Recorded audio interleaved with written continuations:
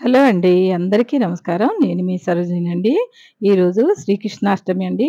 కృష్ణాష్టమి వేడుకలు అందరూ జరుపుకుంటున్నారండి. అందరికీ శుభాకాంక్షలండి. పేరు పేరున శుభాకాంక్షలండి అందరికీ కూడాను. ఇది కూడా చాలా పెద్ద పండుగండి మనకు. కృష్ణాష్టమి అంటే చాలా పెద్ద పండుగండి. ఎందుకనంటే నిజంగా చెప్తున్నానండి, మా ఇంట్లో 3 కృష్ణయ్యలండి. దాదాపుగా 3 కృష్ణయ్యలు పగిలిపోయారండి. అంటే బ్రేక్ అయిపోయారు. కింద పడిపోయాయి. పెద్ద పెద్ద విగ్రహాలుండేయండి. కొంచెం పెద్దయి. 3 అడుగులు అలాంటియి కార్నర్‌లో ఉండేటియండి. ఏదైనా దులిపేటప్పుడు కానీ, తీసేటప్పుడు కానీ, లేపోతే కుర్చీలు ఇటు అటు జరిపేటప్పుడు ఏదో ఒక విధంగా మనం 3 బ్రేక్ అయ్యాయండి అలాగా. ఇంకొకటి రావాలంటే రావట్లేదండి ఇంట్లోకి. దాదాపు 1 ఇయర్ అయిందండి అవి రాకుండా.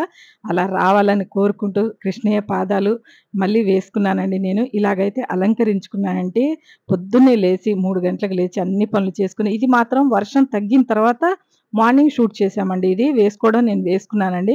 తులసమ్మ దగ్గరైతే ముగ్గేయలేదండి. తెల్లవారిన తర్వాత, ఎందుకంటే వర్షం కొంచెం తగ్గిన తర్వాత అక్కడ వేశానండి. ఎందుకంటే మొత్తం పైనుంచి మెట్ల నుంచి నీళ్ళొచ్చి కడుక్కొని మొత్తం పొద్దండి. ఇది కూడా భయపడుతూ, భయపడుతూ ఏశానండి. వరద ఎక్కడొచ్చేస్తదో మొత్తం అంతా తీసుకెళ్ళిపోతుంది. ఇంక నేను ముగ్గేసిందంతా ఉండదు. అసలు వీడియో తీసేదాకా గూడా ఉండదండి అది. కానీ ఇయాలైతే ఎలాగో అలా కృష్ణయ్య కాపాడుకున్నాడండి.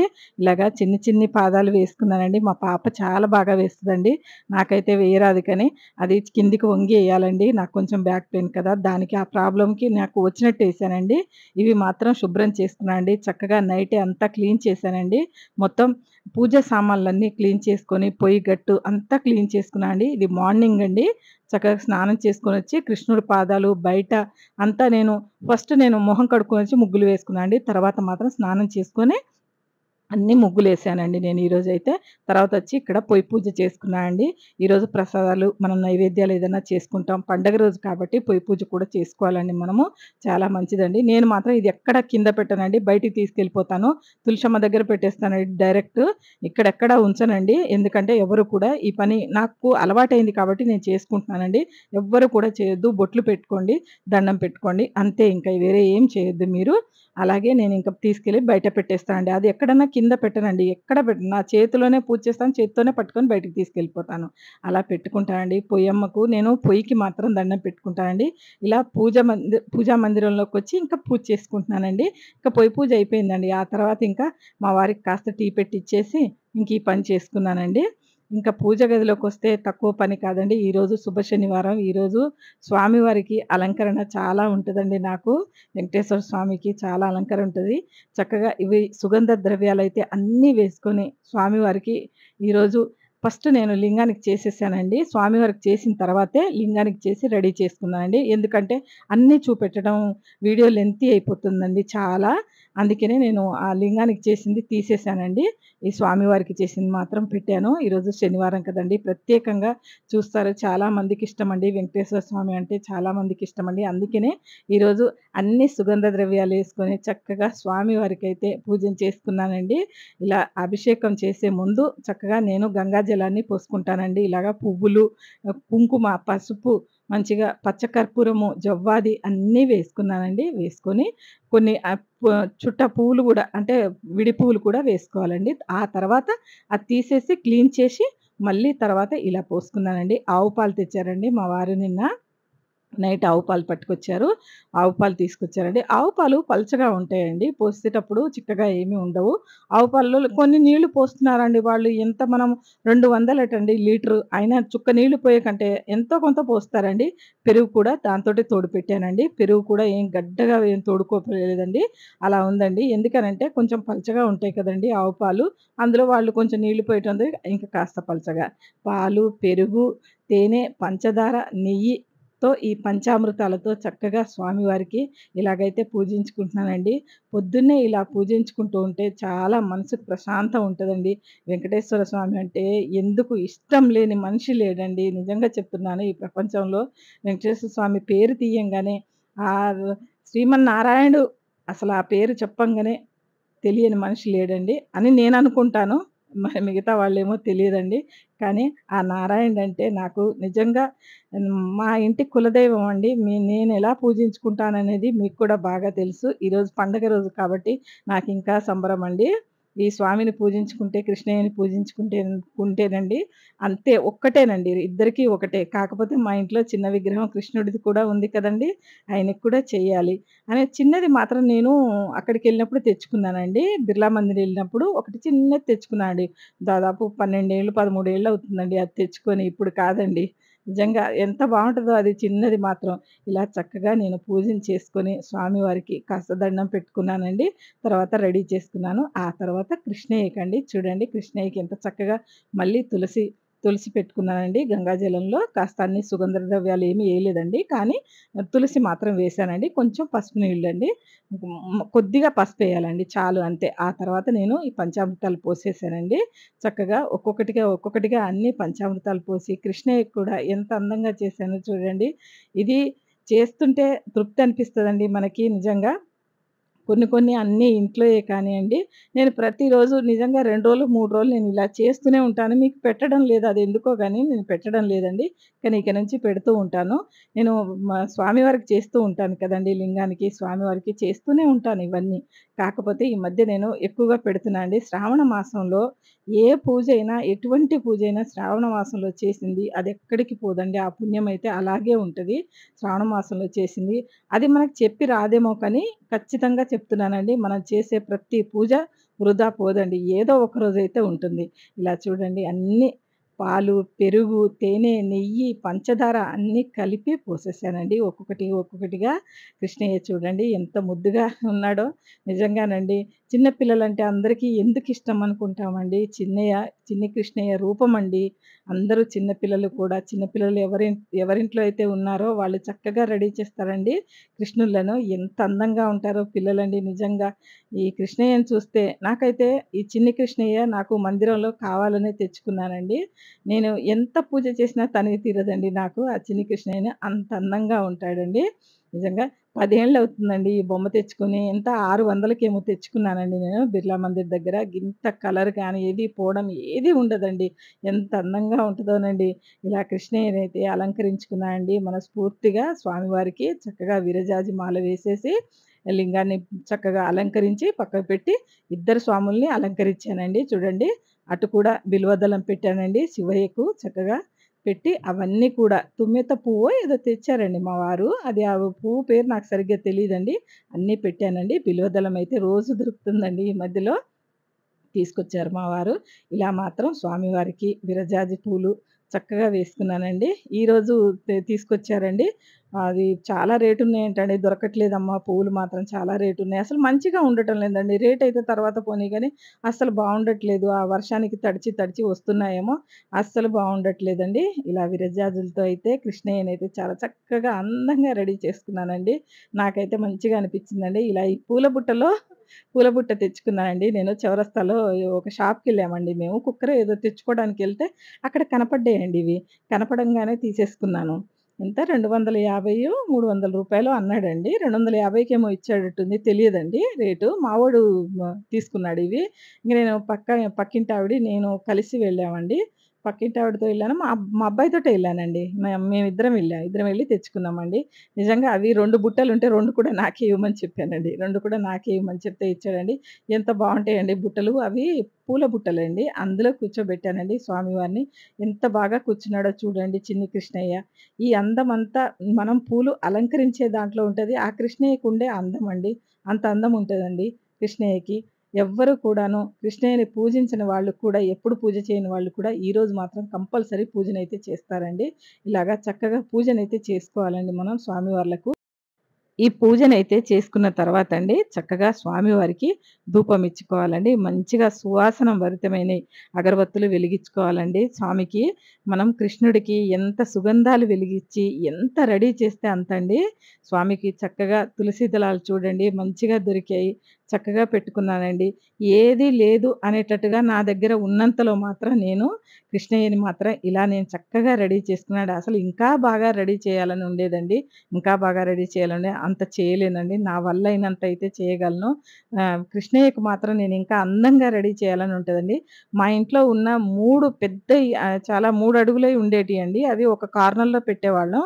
మాకెక్కువ ప్లేస్ లేనందున ఈ సామాన్లు, ఆ సామాన్లు ఏదన్నా మనం దులిపేటప్పుడో, ఏదైనా చేసేటప్పుడు పెట్టేటప్పుడు అలా చిన్న చిన్నగా తగలంగానే బ్రేక్ అయిపోతాయండి అవి. ఎందుకో గాని ఏదైనా చిన్నగా తగిలిందంటే ఖతమే ఇంకా బ్రేక్ అయిపోతే ఇంట్లో ఉంచం కదండీ.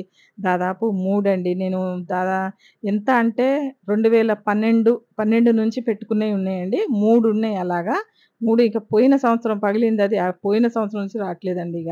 ఇంకా పోయిన సంవత్సరం నుంచి అదెక్కడున్నా నాకలాంటి విగ్రహమే కావాలి, అలాంటిదే కావాలని చూస్తున్నాను. ఎక్కడ దొరకట్లేదండి అది. ఫోటో పెడతానండి మీకు. రేపు ఇంకో వీడియో రేపు కాదు ఎల్లుండి గాని పెట్టినప్పుడు ఫోటో పెడతాను.